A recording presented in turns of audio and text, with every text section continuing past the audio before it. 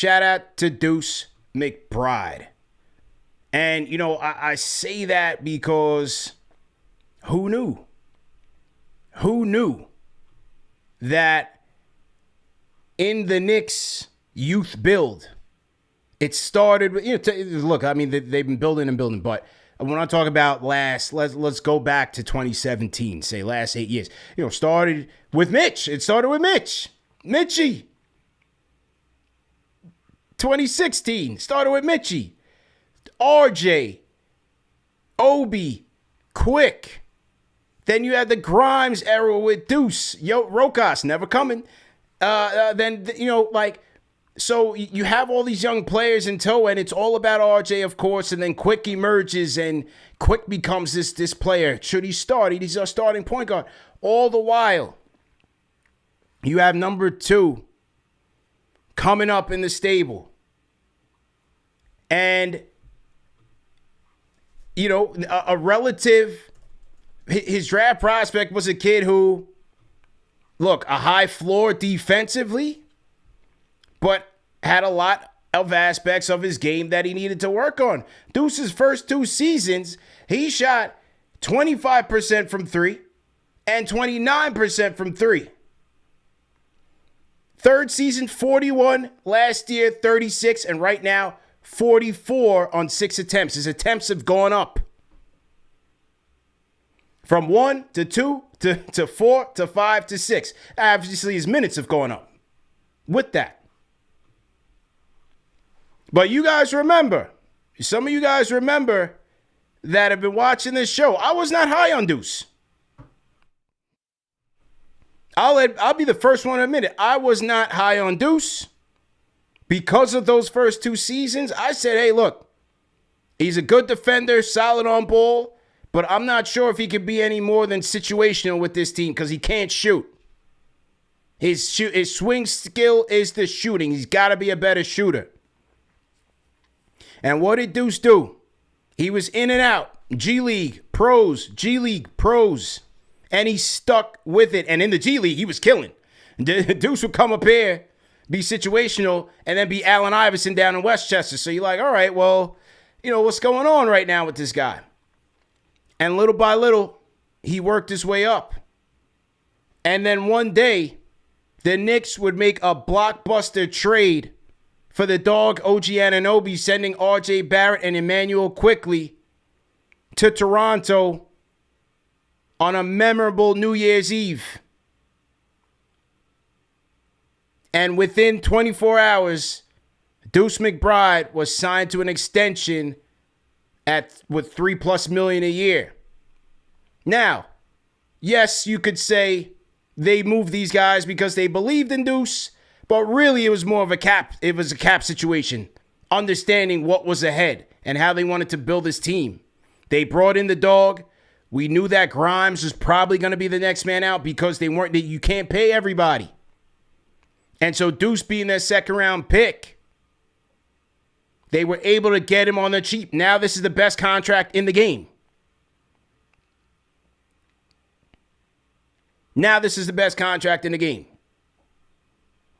So who knew that Deuce would be the last man standing?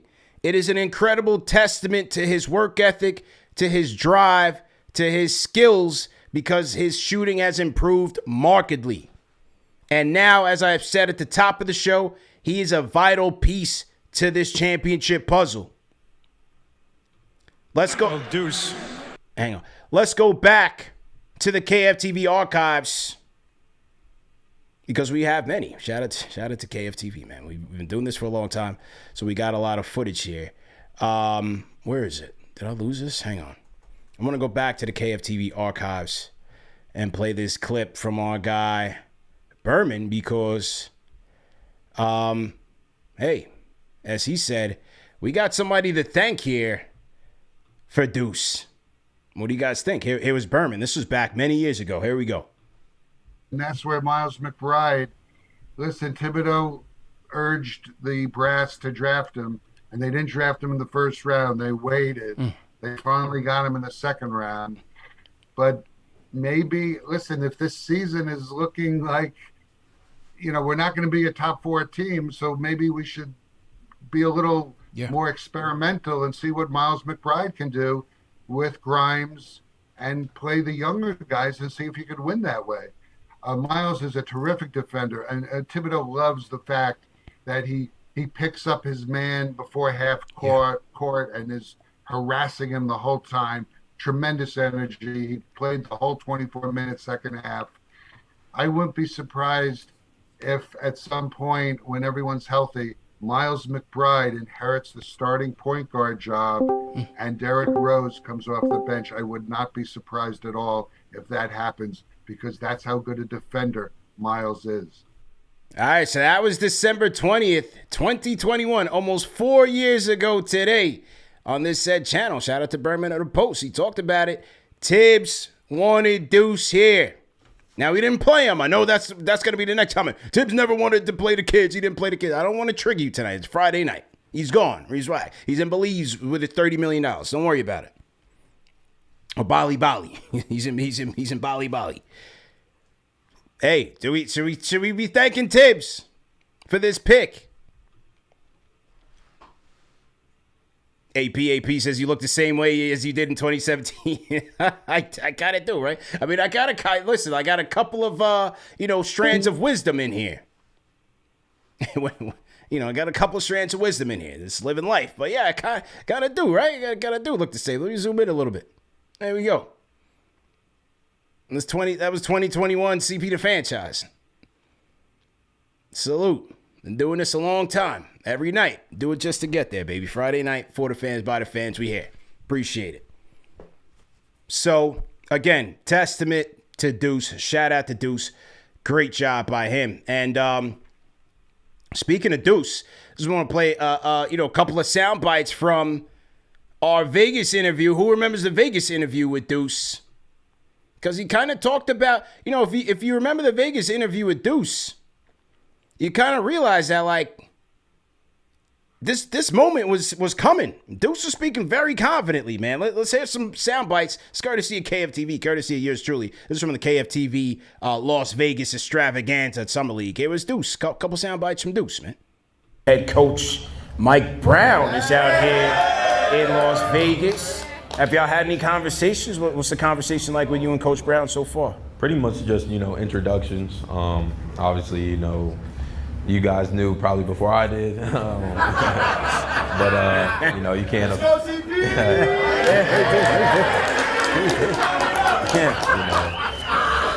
I can't make anything official until it's official, for us. But, it's just been introductions, just getting to know them a little bit more. Just good conversations, though, for sure. As you head into each season, this is going to be year number 5 you're heading into. I mean, maybe it's a possibility to start a bench, but what's your mindset as it relates to coming off the bench versus starting? Because sometimes during the season you start, sometimes you come off the bench. What's your mindset like? Impact. That's the main thing I want to do, is just impact the game in a positive way in any way I can.